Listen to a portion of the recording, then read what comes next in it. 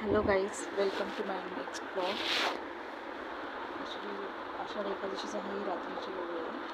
तर आषाढ एकादशी दिवशी माझा जो उपवास होता त्याच्यामुळे दुसऱ्या दिवशी उपवास सोडायचा होता. तर मी हेच पटापट जी कामं होती माझी बाकी ती मी सकाळसुद्धा ठेवत नव्हते. सगळे कामं पटापट आवरत होते म्हणजे मला दुसऱ्या दिवशी पूर्ण वेळ सकाळी लवकरच मी जेवणाला लागू शकेल आणि दुपारपर्यंत लवकरात लवकर जेवण होईल.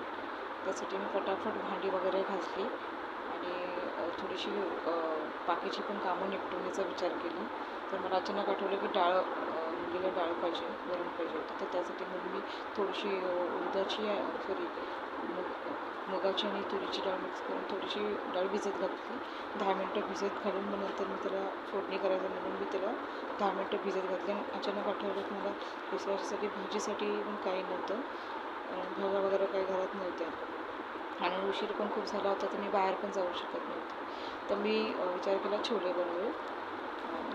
छोले तर माझ्या आईचे खूप फेवरेट आहेत. मला आठवलं अचानक काही नसेल तर छोले. तर मग त्यामुळे मला आठवलं तर पटकन मी छोले घेतले, थोडेसे छोले भिजत घातले. आणि दिवसभरात मी साबुदाण्याची खिचडी खाल्लीच नव्हती.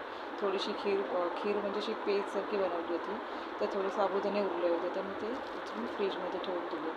बघू उद्या वगैरे एखाद दिवस गेल्यानंतर मग त्याचं काहीतरी वडे वगैरे बनवून साबुदाण्याचे. त्यामुळे राकेशला आवडतात त्याच्यामुळे. तर त्याच्यासाठी मी विचार केला की मग ते उचलून ठेवले फ्रीजमध्ये.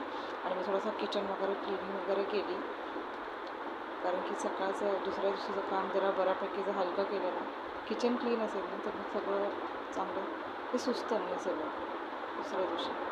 आणि सकाळ सकाळ मला ना किचन छान सुका म्हणजे सुका असं कोरडा आवडतो की पाणी वगैरे असं तर मी पण विचार केला की फोडणी करते डाळीला, कारण की आधी ती मी अशी उकडलेली डाळ पण देते, ती खाते आवडीने.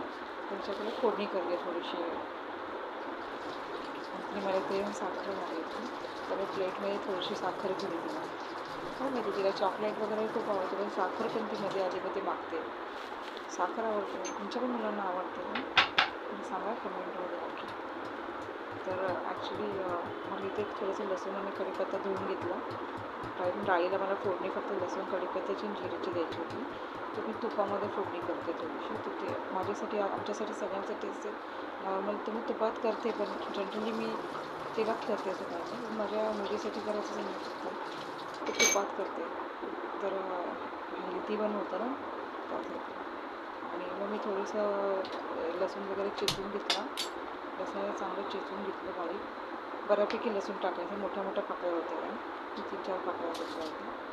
आणि तो लसूण हे केलं तेलामध्ये, सॉरी तूप थोडंसं चमचाभर तूप टाकलं भांड्यामध्ये. चमचाभर तूप टाकलं आणि ॲक्च्युली 1.5 चमचा तूप टाकलं. आणि मग त्याच्यामध्ये थोडेसे जिरे टाकले, 1 टीस्पून जिरे टाकले. आणि त्याला चांगली तडतडू द्यायचं आहे. ते तूप गरम झाल्यानंतर जिरे टाकले. थोडीशी हिंग जास्त टाकली, कारण की त्यामध्ये तूर डाळ आहे. आणि चांगला भरपूर लसूण टाकलं. सर्दी वगैरे असेल तर त्यात वातावरण पण बदलते ना, त्यामुळे थोडंसं हेल्दीच्या हिशोबाने करते, हेल्दी होण्यासाठी. आणि भरपूर कढीपत्ता टाकला आहे. कढीपत्त्याने कोलेस्ट्रॉल कमी होतं. आणि हळद घातली.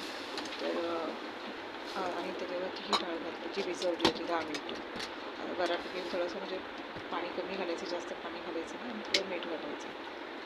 पाणीच कमीच घातले, कारण की इतकं पण कमी घालू नको की करपेल. त्यामुळे मी थोडंसं मीठ टाकलं, म्हणजे पाणी कमीच घालते मी, कारण मला घट्ट डाळ हवी होती. आणि मग ते कुकर शिफ्ट केला मी. ॲक्च्युली मोठ्या गॅसवरती फोडणी केली होती ना, तर मोठ्या शेगडीवरती केली होती मी. आता लहान शेगडीवरती शिफ्ट केला आहे कुकर. आता चांगलं 5-6 शिट्ट्यांनी होत होते, कारण की 2-3 शिट्ट्यामध्ये डाळ होते. मी जरसुद्धा 5-6 करते, कारण की चांगली नाश होते त्यासाठी. आणि ते इथे आता डाळ झाली होती. त्याच्यानंतर मग मी त्याला जेवण भरवलं. आणि माझा तर उपवास असल्यामुळे मला जेवायचं नव्हतं. मला झोप पण खूप येत होतं. झोपायलाच गेले.